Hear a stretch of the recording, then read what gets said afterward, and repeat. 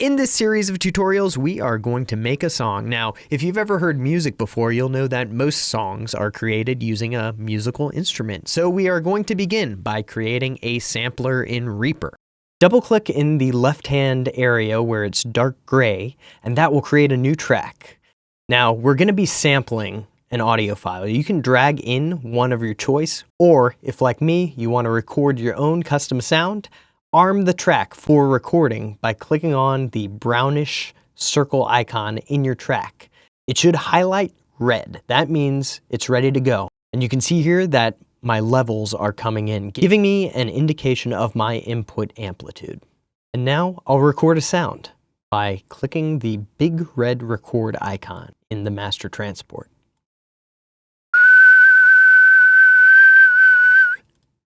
Stop that, save it. Let's have a listen. Now that came in a little quiet, so what I'm going to do is click on my audio clip and hold Control or Command if you're on a Mac, Shift N. And that is going to normalize my audio track, meaning it's going to stretch out the volume so that its maximum peak is at the maximum before distorting. Much better. I sound like a tea kettle. Now I'm gonna hover by the left-hand side of my clip till I see these double arrows with sort of a bracket in the middle, and I'm gonna drag that over. Now you'll notice that mine is snapping. That's because I have snapping on, which is the default in Reaper. If I hold Shift, I can ignore that snapping and drag it out nice and smooth. So I'm gonna drag it out to about here, and then I'm gonna move this back to the top of the timeline, and then I'm going to drag this side so I have a nice even tone right here. And I'm intentionally keeping it below 1 second because we're going to turn this into a single note on a MIDI instrument. I don't need to be recording anymore, so I am going to disarm the recording by clicking on the red icon again. And now we're going to approach a concept in audio production, the envelope. So I'm just going to zoom in on my clip here, and I can do that by clicking and dragging the bar at the bottom. You'll see that this bar has 2 circles on either end. You want to click around there till you see the double arrows, and I'm just going to drag this in like so. And you'll notice that there are red lines on either side of my audio clip. Those are indicating how this clip is going to fade in and out. And if I hover over top of them, you're going to see this quarter circle curve with a left and right arrow coming out of it. That is the indicator for these fade lines. And so if that icon is displaying, then you can click and drag, and you'll see I am now extending that fade. And as I extend the fade, you'll notice that the waveform of the clip ends up shrinking wherever that fade is reaching 0. And so this is your fade in, and then on the right-hand side of the clip is your fade out. So by adjusting these, we can affect the overall sound of our clip, right? It's ramping up from 0, but we're controlling how quickly it ramps up to its maximum peak. And so if I play this now, you'll hear that fade occur. Fade in and fade out. Now I can change the sound of that fade in, how it ramps into its maximum peak, by right-clicking as I have that quarter circle with the arrows icon, and you'll be presented with a list of different types of curves. So this one is a curve that gradually slows down towards the peak.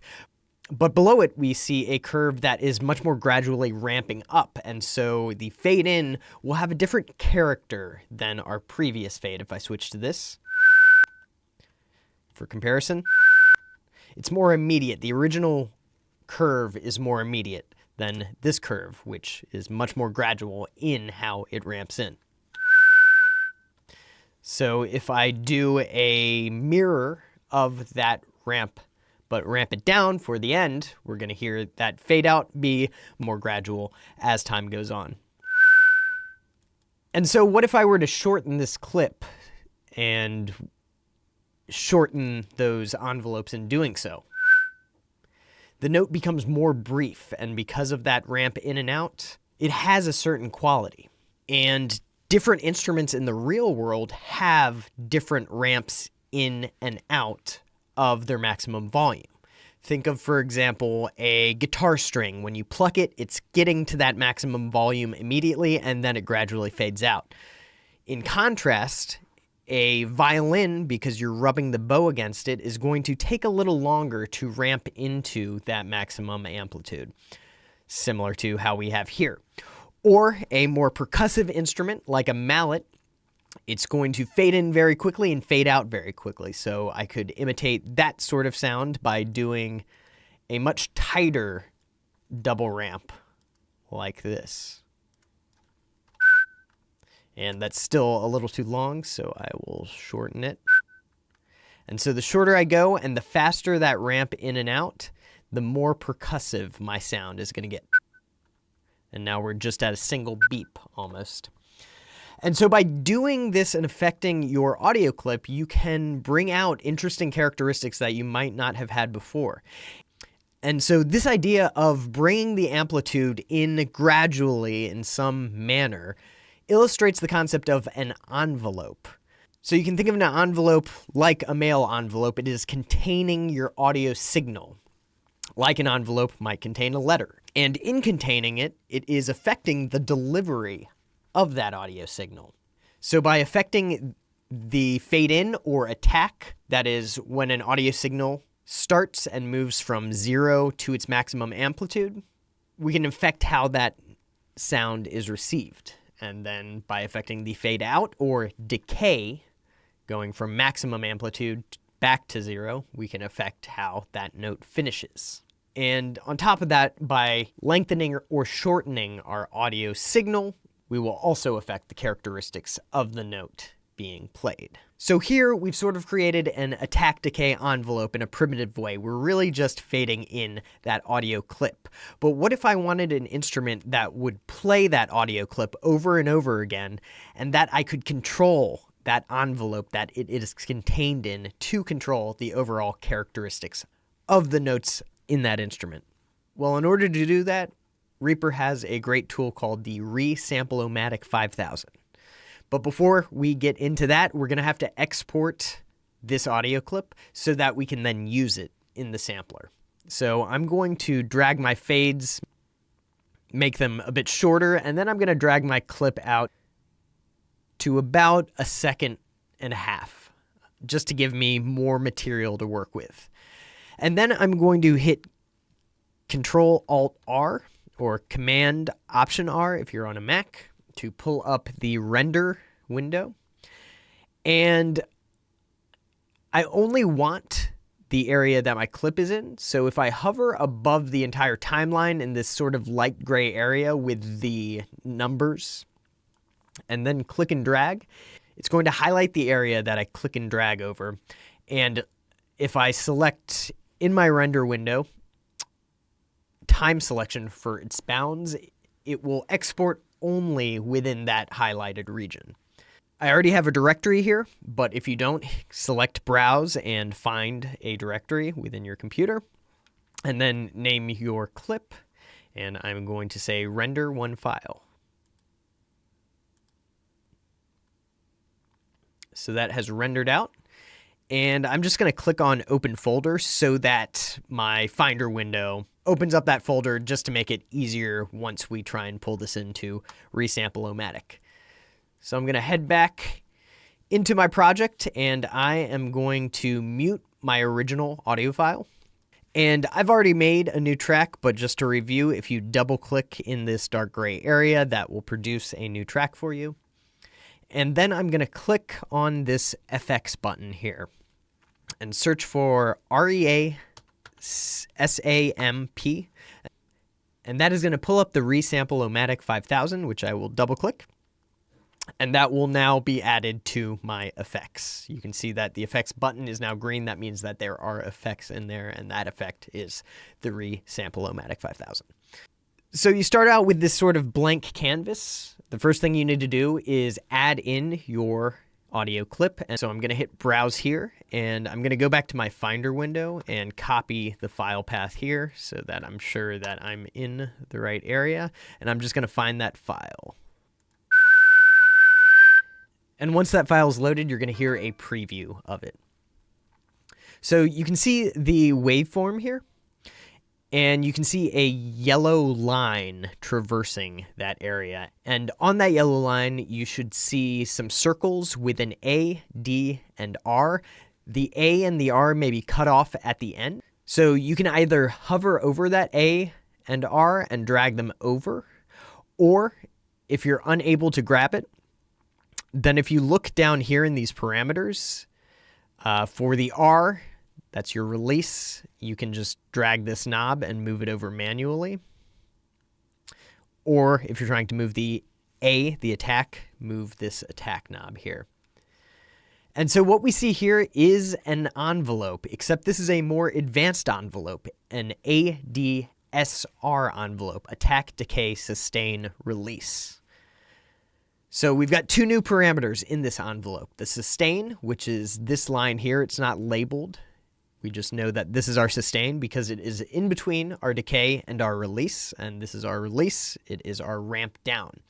So now instead of our decay moving from peak amplitude to 0, it's moving from peak amplitude down to the sustain level. So you can see if I adjust the sustain here, it's going to adjust this line and move that decay down as that decay cues in the sustain. If I click here, it's going to trigger my audio sample with that envelope applied. So you could hear it ramp up to its maximum peak during the attack at the beginning. You hear it ramp down based on the decay level, and then it settles on that sustain and holds that audio level, that amplitude level, until the release. Now, this release isn't actually being affected yet, because we need to select Obey Note Offs, which brings us to what is the release? The release is when you release the key of a MIDI keyboard or the MIDI note ends. MIDI is the musical notation that computers use to interpret music.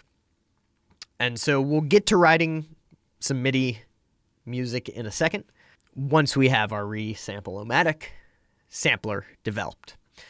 So now I'm going to just briefly click on this trigger, and the note is going to end whenever my click is released. So if I'm brief, it will be a very quick note. But if I hold it down, it will sustain throughout this time period until it either hits the point in time where the release should be cued or until I release the triggers. So I will demonstrate this by clicking and holding for different lengths of time, starting with a very brief hold.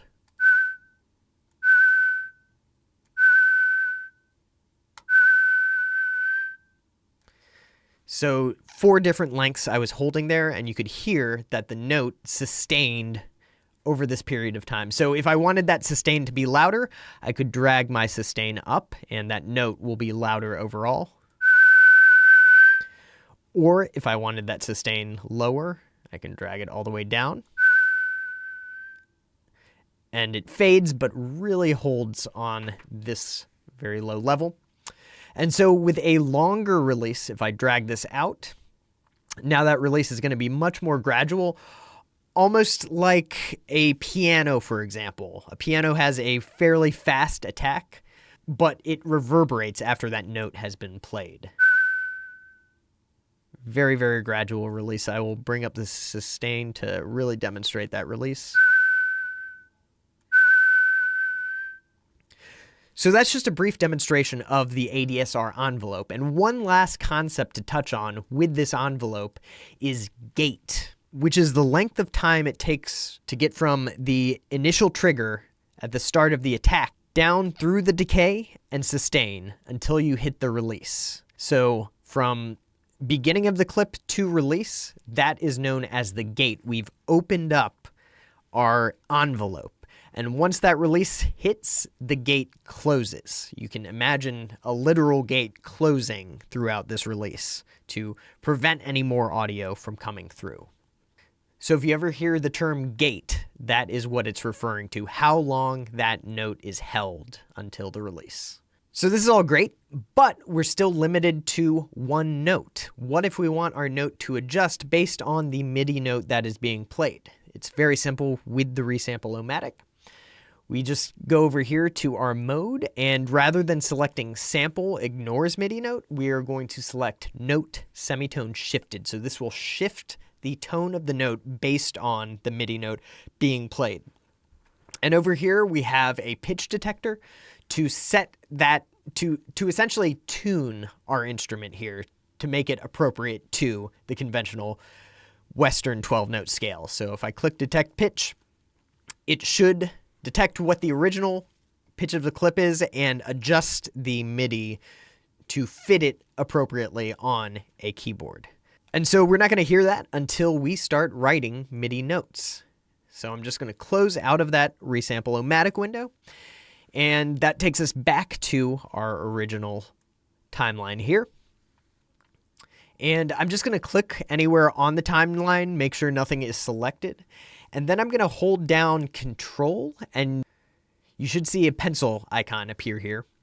And if I click and drag now, that is going to write out this blank MIDI scroll. And what is a MIDI scroll? Well, that will be apparent once we double click on what we've just drawn. So this is our MIDI scroll. You can see it's almost like a spreadsheet. It's a grid. This grid indicates beats from left to right on the horizontal, and then notes on the vertical. So you can see over here on the left-hand side, there is a keyboard. So any note on this keyboard is going to correspond to a MIDI note. And so we can draw those notes in by clicking and dragging. You can see that we still have this pencil icon. And so if I just click within a cell, it will place a note to the length of that cell. I'm going to actually have to scroll in here because we are zoomed out and can't fully see the grid. And so if I click, it will add a note in on that grid. And you can see down here we are set to 1/64th. Yours might be different by default, but this is going to create 64th notes. Those are very, very, very fast notes. A more common note would be a quarter note. So I'm just going to switch this down to a quarter. That will play a much longer note. And so I'm also going to move up a few octaves because that is very low. And you can see that it is now playing that sample within the envelope I made. So if I go back to Resample-O-Matic and change the shape of that envelope, it's going to sound different. But I won't do that right now. I'm just going to write out some more notes.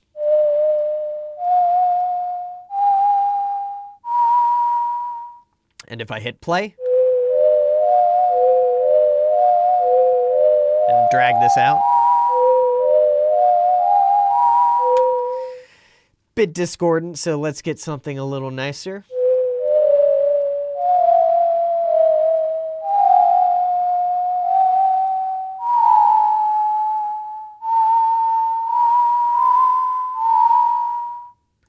And I'm just dragging this highlighted area so that I am looping only within this region.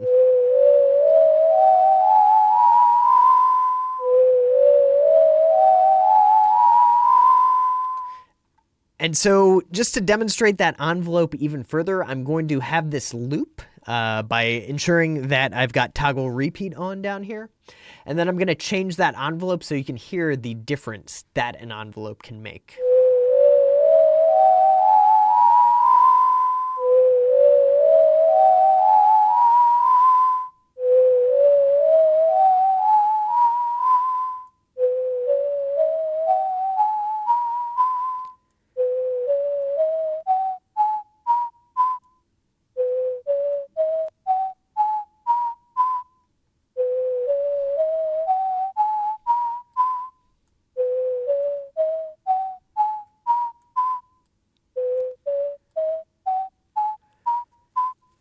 And I wanted something a little more percussive, so you can see that I've shortened the area of the clip that we're taking, and I've really shortened that attack, decay, release, giving me a much punchier sound.